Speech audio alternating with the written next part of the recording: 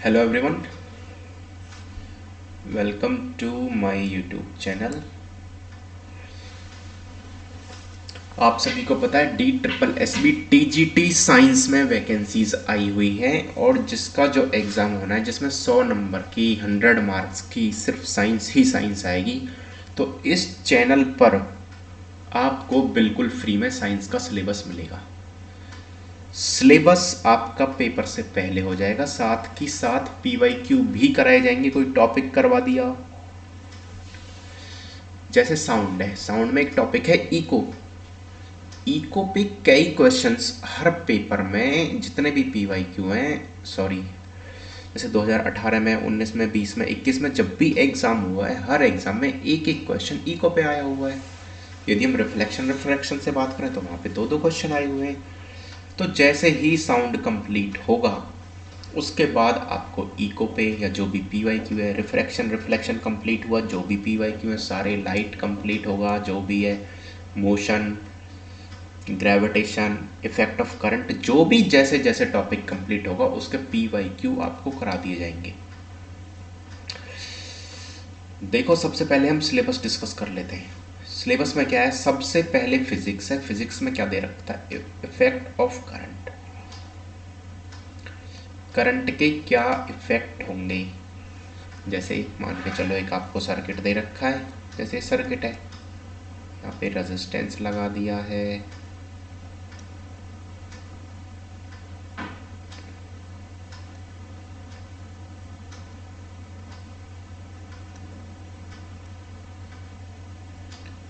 ठीक है जी। ये मान के चलो एक सर्किट बन गया, ये पॉइंट ए है, ये पॉइंट बी है। तो सबसे पहले पूछ लेगा पोटेंशियल क्या होता है, पॉइंट ए और बीच के बीच, ए और बी है, इनके बीच पोटेंशियल डिफरेंस कितना है, कहीं पे बैटरी भी लगा रखी है। अब जो ये इतने सारे रेजिस्टेंस लगे, इनका सीरीज कॉम्बिनेशन क्या है, इनका पैरेलल कॉम्बिनेशन क्या है। मान के चलो ये रेजिस्टेंस है, पावर ड्रॉप कितना हो रहा है यहाँ पे, ठीक है। आ रही बात, समझ नहीं आ रही तो क्या क्या है? पोटेंशियल पे पहला टॉपिक क्या है? पोटेंशियल। इसमें potential difference, Ohm's law. Ohm's law सबने पढ़ रखा है, वी डायरेक्टली प्रोपोर्शनल टू, ठीक है, ये सब ने, सॉरी एक मिनट रुकना,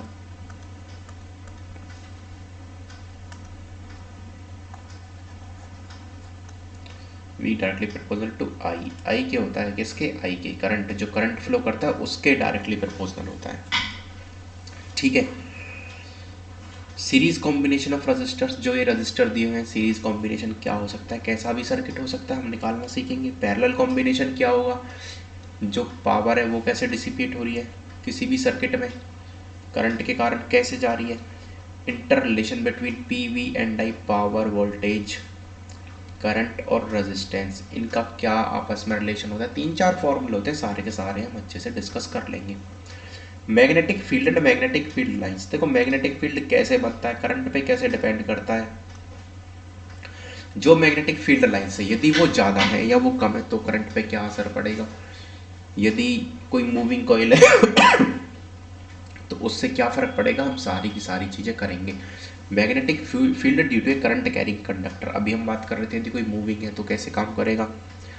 फ्लेमिंग लेफ्ट हैंड रूल हम करेंगे बिल्कुल। इलेक्ट्रोमैग्नेटिक इंडक्शन, EMI, क्या? इलेक्ट्रोमैग्नेटिक इंडक्शन, बहुत इजी टॉपिक है सारा का सारा। Induced potential difference, induced current, current कितनी तरह का होता है, AC होता है, DC होता है, DC AC में क्या अंतर है, इंड्यूस्ड कैसे है ये, AC की फ्रीक्वेंसी इंडिया में क्या है, USA में क्या है, सारा का सारा हम करेंगे। दे रखा है कि frequency of AC, advantage of electronic motor and electronic generator, कैसे काम करते हैं, किस प्रिंसिपल पे काम करते हैं, ठीक है। इनमें जो भी बुश वगैरह जो लगा होता है, इनका सर्किट कैसा होता है, सर जब इनके अंदर का सर्किट घूमता है क्या होता है, किस फॉर्म में किस फॉर्म से किस फॉर्म में कन्वर्ट करते हैं, वो सारी की सारी चीज़ें हम इफेक्ट ऑफ करंट में करेंगे। जब ये टॉपिक पूरा पूरा हो जाएगा इसके बाद हम करेंगे PYQ। अगला जो टॉपिक है आपका है लाइट। कौन सा टॉपिक है? Light. Convergence and divergence of light. देखो लाइट का कन्वर्जेंस कैसे होता है, डाइवर्जेंस कहता है या तो लेंस चाहिए हमें या फिर मिरर चाहिए, कैसे एक पॉइंट की साइड जितनी भी रेज आ रही हैं कैसे एक पॉइंट से दूर जाती सी लग रही हैं, ये सारी की सारी चीज़ें। Images formed by A concave mirror, convex mirror, concave lens और कॉन्वेक्स लेंस, चार होते हैं, चार टेबल होंगी, तो हम अच्छे से कर लेंगे। लेकिन यहाँ पे जो फॉर्मूले लाइट से, जो क्वेश्चन PYQ में ध्यान से सुन लेना, प्रीवियस ईयर क्वेश्चन में जो भी लाइट से न्यूमेरिकल आए हुए हैं मोस्टली फॉर्मूले पे आए हुए हैं, मोस्टली फॉर्मूले पे आए हुए हैं, एक दो रिफ्रैक्टिव इंडेक्स पे भी आए हुए हैं, एक आध थ्योरेटिकल भी आया हुआ है, सारे कर लेंगे। मान के चलो ये कोई लेंस है, इसका सेंटर ऑफ कर्वेचर क्या होगा, प्रिंसिपल एक्सिस क्या है इसकी फोकल लेंथ क्या है, फोकस कहाँ पे होगा, सारी की, तो ये रिलेटेड कॉन्सेप्ट्स में आ जाते हैं। मैग्निफिकेशन क्या होगा, यदि ऑब्जेक्ट की हाइट ये है, मान के चलो इमेज यहाँ बन रही है, यहाँ बन रही है, उल्टी बन रही है, सीधी बन रही है, इरेक्ट है, वर्चुअल है, कैसी है, वो सारे के सारे हम बात करेंगे। Centre of curvature, principal axis, optic centre, focus and focal length, हमने अभी बात करी थी। Refraction and laws of refraction, देखो यहाँ पे रिफ्रैक्शन है, साउंड में आएगा रिफ्लेक्शन, दोनों मतलब साउंड हो या लाइट हो, जो भी कॉन्सेप्ट है सेम फॉलो होता है दोनों की दोनों जगह। अच्छे से करेंगे, बिल्कुल अच्छे से करेंगे। Images formed by convex lens, अभी हमने बात करी थी, जो मैं यहाँ पे बता रहा था कि इमेज कैसे बनेंगी, वो सारी की सारी करेंगे। Functioning of vision and remedies, कितनी तरह के हमें जो है बीमारियाँ हो जाती है, उनको कैसे कैसे ठीक किया जाता है, किस में कॉन्वेक्स लगेगा, किस में कॉनकेव लगेगा, किस में दोनों लगेंगे। इसमें क्या होता है, हमारी जो हमारा लेंस है वो बड़ा हो जाता है, इमेज आगे बनती है या इमेज पीछे बनती है, इमेज को प्रॉपर पॉइंट पे कैसे बनाना है, ये सारी की सारी चीज़ें हम यहाँ पे डिस्कस करेंगे। Application of spherical mirrors and lenses पढ़ लेंगे एक बार, आ जाता है कई बार, one liner. Appreciation of concept of refraction index, देखो रिफ्रैक्टिव इंडेक्स क्या होता है, जैसे रिफ्रैक्टिव इंडेक्स को हम क्या बोल सकते हैं, ability to bend the light, light को कितना बेंड करेगा, कितना तरह का होता है, एब्सोल्यूट है या कोई और है, ये मीडियम 1 है, ये मीडियम 2 है। यदि मीडियम 1 में यदि हम पहले एयर ले लेते हैं या इसको वैक्यूम ले लेते हैं तो ये कौन सा होता है। ठीक है जी, हम सारा अच्छे से करेंगे। रिफ्रैक्टिव इंडेक्स पे भी न्यूमेरिकल आया हुआ है, dispersion of light and scattering of light. Sorry, तो लाइट का डिस्पर्सन कैसे होता है, स्कैटरिंग कैसे होती है, विबग्योर कौन सी पहले पहुंचती है, किसकी फ्रीक्वेंसी ज़्यादा है, की सारी हम यहाँ पे बात करेंगे। सोर्स, देखो हम इलेक्ट्रोमैग्नेटिक स्पेक्ट्रम करेंगे, जो क्योंकि स्कैटरिंग ऑफ लाइट यदि यहाँ पे दिया हुआ है आपको, तो स्कैटरिंग ऑफ लाइट में क्या आता है, विबग्योर आता है, VIP। लेकिन ये जो विबग्योर है इसमें कौन सी रे है ऐसी, कौन सा कलर है जिसकी फ्रीक्वेंसी ज़्यादा है, किसकी वेवलेंथ अच्छी है, किसमें एनर्जी ज़्यादा है, ये सारी की सारी चीज़ें हम साउंड में कर लेंगे। सोर्सेज ऑफ एनर्जी, एनर्जी के कितने सोर्स होते हैं, ठीक है जी, कैसे काम करती है, जैसे different forms of energy, energy की डिफरेंट फॉर्म कौन कौन सी है, विंड एनर्जी है, वाटर एनर्जी है, सनलाइट से हमें मिल रही है, कोल से मिल रही है, या हमें रिएक्टर्स से मिल रही है, कहाँ से मिल रही है, वो different forms of energy, energy की एक फॉर्म से दूसरी फॉर्म में कैसे कन्वर्ट कर सकते हैं, कौन सी है, मैकेनिकल है, इलेक्ट्रिकल है, जो भी है सारी की सारी करेंगे। Leading to different source of human use कैसे हो रहा है, ह्यूमन इस एनर्जी का यूज़ कैसे कर रहा है, डिफरेंट तरीक़ों से, डिफरेंट सोर्सेज से कैसे उसको जनरेट कर पा रहा है। ये ओशियन है, मान के चलो ये ओशियन है, इसका सरफेस हो गया, यहाँ पे कुछ नीचे टेम्परेचर डिफरेंस हो गया, यहाँ पे कोई ऐसी डिवाइस लगाई जाती है जो इस टेम्परेचर डिफरेंस की वजह से ये लाइट बना देती है, तो सारी चीज़ें हम पढ़ेंगे। Fossil fuel, solar energy, biomass, fossil fuel, solar energy and biomass, सारी चीज़ें पढ़ी जाएंगी। बायोमास अलग अलग मेथड यूज़ हो रहे हैं, इसमें थोड़ा कॉस्टली है पर बहुत अच्छा है। सबसे सेफ जो है सोलर एनर्जी है, क्योंकि देखो सोलर एनर्जी सबसे पहली बात तो फ्री में मिलती है, सन है, सन जब तक लाइट दे रहा है तब तक हमको क्या मिलती रहेगी, सोलर एनर्जी मिलती रहेगी। सनलाइट को कैसे एनर्जी में कन्वर्ट करना है, ये सारी चीज़ें डिस्कस करेंगे। Wind, water and tidal energy, wind energy, water energy, tidal energy, जो पवन चक्की आप लोगों ने सुनी हुई होंगी, यदि जैसे एयर है, एयर इस डायरेक्शन में जा रही है, तो जो ये पवन चक्की इसके जो ब्लेड्स हैं, जो एयर की डायरेक्शन है, इसके पैरेलल लगाए जाते हैं, परपेंडिकुलर लगाए जाते हैं, कौन सा मेथड यूज़ बोला था, कौन सी मैकेनिज्म होती है, इसको क्या बोला जाता है, ये सारी चीज़ें करेंगे।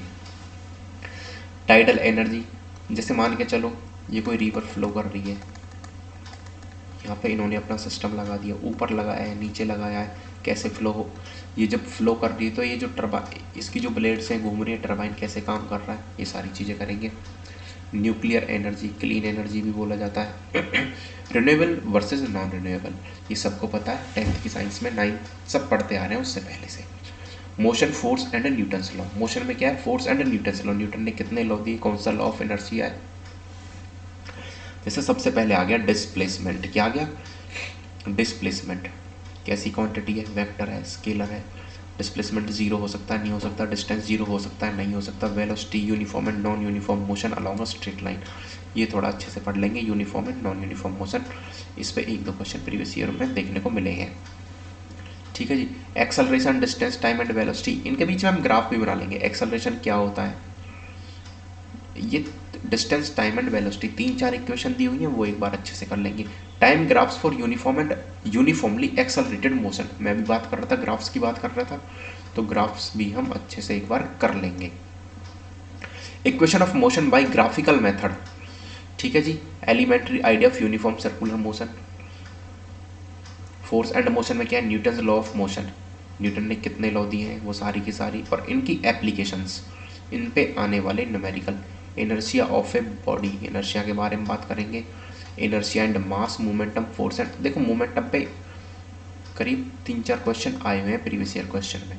किस पे, मोमेंटम में, कि कंजर्वेशन ऑफ मोमेंट, इसमें कॉन्सेप्ट यूज़ किया उन्होंने और यहाँ से क्वेश्चन आए हुए हैं, ये हमें थोड़ा अच्छे से करना पड़ेगा। Force and acceleration, elementary idea of conservation of momentum, अलग से ही दे रखा है, देखो elementary idea of conservation of momentum. Momentum क्या होता है, इसका एलिमेंट्री जो ये कंजर्वेशन ऑफ मोमेंटम है, इस पे न्यूमेरिकल आए हुए हैं, ये हमें करना पड़ेगा। Action and reaction of forces, क्या उसकी एक्शन है, क्या रिएक्ट, ये सारी नॉर्मल है, सारा कर लेंगे। अगला जो हमें मिला ग्रेविटेशन, क्या मिला, अगला टॉपिक उन्होंने दे रखा है ग्रेविटेशन। ग्रेविटेशन क्या होता है, कैसे काम करता है, कहाँ पे काम नहीं करता, कहाँ जीरो होता है, कहाँ मैक्सिमम होता है, ग्रेविटी जो भी है। इसमें अलग एक जो टॉपिक, देखो वर्क एनर्जी एंड पावर अलग है, लेकिन ग्रेविटेशन के अंदर ही दे रखा है, करना पड़ेगा, थोड़ा बड़ा टॉपिक है, कर लेंगे। Gravitation, universal law of gravitation, force of gravitation to earth gravity कैसे चेंज होती है, सारी की सारी चीज़ें हम यहाँ पे डिसाइड करेंगे। अर्थ के सेंटर पे जाते हैं, सेंटर की साइड जाते हुए ग्रेविटी पे क्या असर पड़ता है, कहाँ पे जीरो होती है, कहाँ पे मैक्सिमम होती है। Acceleration due to gravity, mass and weight, mass constant होता है या वेट कांस्टेंट होता है। यदि किसी इंसान का मास अर्थ पे 60 kg है तो मून पे कितना होगा, वेट 60 kg है तो मून पे कितना होगा। फ्री फॉल, कोई बॉडी फ्री फॉल कर रही है, उसके पास कौन सी एनर्जी नहीं है। Work done by a force energy, कि कोई, हम अच्छे से कर लेंगे, चिंता ना करो।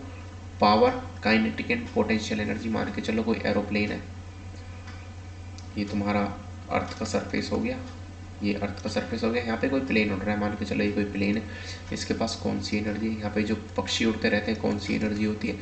यहाँ अर्थ है, यहाँ पे कोई ऑब्जेक्ट ए रखा हुआ है, ये किसी इंसान को यहाँ पे नीचे जाके लगता है तो चोट पहुँचाता है, कौन सी एनर्जी की वजह से इसने चोट पहुँचाई, ये सारी चीज़ें करेंगे। Laws of conservation of energy, flotation, PYQ में इतना ज़्यादा देखने को नहीं मिला है पर कर लेंगे, सिलेबस में दिया होता है। Thrust and pressure, Archimedes principal, किन चीज़ों की प्योरिटी के लिए, इससे हम प्योरिटी कैसे नाप सकते हैं। Buoyancy force, elementary idea of relative densities, ठीक है जी। साउंड, सबसे पहले हम जो टॉपिक शुरुआत करेंगे साउंड से ही करेंगे, बहुत ईजी सा टॉपिक है, 3-4 क्लास का टॉपिक है। Nature of sound and it's propagation in various media, मान के चलो A पर्सन यहाँ पे है, B पर्सन यहाँ पे, और ये दोनों किसी तालाब में है या कहीं भी है, जैसे भी है, इसने कुछ आवाज़ की, यहाँ से 2 ऑब्जेक्ट्स ने आपस में टकराए, वो B को कब कैसे सुनेगी। यहाँ पे जो मीडियम है, यहाँ पे वाटर है, यदि मीडियम एयर होता तो जल्दी सुनती या लेट सुनती। साउंड की आवाज़ सबसे ज़्यादा किस में होती है, ठीक है जी, सॉलिड में कितनी होती है, जैसे मैक्सिमम 6420 मीटर पर सेकंड होती है, वैक्यूम में क्या होती है, ये सारी चीज़ें हम पढ़ेंगे। प्रोपेगेशन इन डिफरेंट मीडिया, क्या क्या मीडिया हो सकते हैं, सॉलिड हो सकता है हमारे पास, लिक्विड हो सकता है, गैस हो सकता है, या क्या एक वैक्यूम भी हो सकता है। वैक्यूम में से कोई मीडियम तो है नहीं, लेकिन वैक्यूम भी तो हो सकता है। इनमें कैसे ट्रैवल करेगा साउंड, प्रोपेगेशन मतलब ट्रैवल कैसे करेगा। साउंड कैसी वेव है, साउंड एक वेव ही तो हुई, लेकिन ये वेव कैसी, साइनसोइडल वेव है, कैसी वेव है, मैकेनिकल है, नॉन मैकेनिकल है, साउंड ऑडिबल है, इनऑडिबल है, ह्यूमन कहाँ तक सुन सकता है, साइलेंस जोन कितने होते हैं, जैसे दिन के टाइम की फैक्ट्री है तो वहाँ पे दिन के टाइम के लिए कितनी साउंड परमिसिबल है, रात के टाइम कितनी है, ट्रक जा रहा है, ट्रैफिक है, उसकी कितनी है, जेट गया, टेक ऑफ किया, रॉकेट गए, इन सब की हम करेंगे। ठीक है जी। रिफ्लेक्शन, ये वेरियस मीडिया कर चुके हैं, स्पीड ऑफ साउंड इसके बारे में बात कर लिए, करेंगे इसको, range of hearing in humans, Audible inaudible जो भी था आपने सुना होगा, सोनिक, अल्ट्रासोनिक, इंफ्रासोनिक, वो सारा किया जाएगा। अल्ट्रासाउंड सबको पता है कि चलो लेडीज प्रेग्नेंट हो गई अल्ट्रासाउंड कराओ, लेकिन काम कैसे करता है अल्ट्रासाउंड के, उसके अलावा और क्या यूज़ है। Reflection of sound, sound reflection के वो सारे के सारे लॉज फॉलो करता है जो लाइट फॉलो करती है। इको एंड सोनार, इको पे प्रीवियस ईयर क्वेश्चन में आए हुए हैं, हर पेपर में एक एक क्वेश्चन इको पे आया हुआ है। जैसे कि इंसान को बिल्कुल अच्छे से इको सुनने के लिए मिनिमम डिस्टेंस कितनी होनी चाहिए, तो एनसीईआरटी के अकॉर्डिंग जो ये डाटा मान उन्होंने दे रखा है 17.2 मीटर होनी चाहिए, लेकिन इन्होंने यहाँ पे जो साउंड की स्पीड एयर में कंसीडर करिए वो करिए 344 मीटर पर सेकंड। अगर न्यूमेरिकल में स्पीड चेंज करके दे दें, मान के चलो 380 दे दें, तो तब तो चेंज हो गया ना, कितना हो गया 19 मीटर पर सेकंड, 19 मीटर हो जाएगी तब तो डिस्टेंस जो होगी, अगर मीटर पर सेकंड साउंड की स्पीड दी है, तो अब जो प्रॉपर डिस्टेंस होनी चाहिए अच्छे से इको सुनने के लिए वो 19 मीटर होनी चाहिए। कैसे निकल रही है न्यूमेरिकल्स से मैं करके देख लेंगे, सोनार क्या होता है, कैसे काम करता है। ठीक है जी। Structure of human ear, human ear के कितने पार्ट होते हैं, कौन कौन सी हड्डियाँ होती हैं, बाहर से जो साउंड कलेक्ट करता है उस पार्ट को क्या बोलते हैं, ऐसा कौन सा पार्ट है ह्यूमन ईयर को जो साउंड को इलेक्ट्रिक सिग्नल्स में कन्वर्ट कर देता है। तो सबसे पहले हम जो टॉपिक करेंगे वो करेंगे साउंड, उसके बाद हम कुछ और करेंगे। ठीक है जी। चलो आज के लिए इतना काफ़ी है। मेरे अपना सिलेबस काफ़ी बड़ा है, टाइम से हो जाएगा, तो हम अपना सिलेबस करने का ध्यान लगाएंगे, धीरे धीरे सारा हो जाएगा। ठीक है, थैंक यू।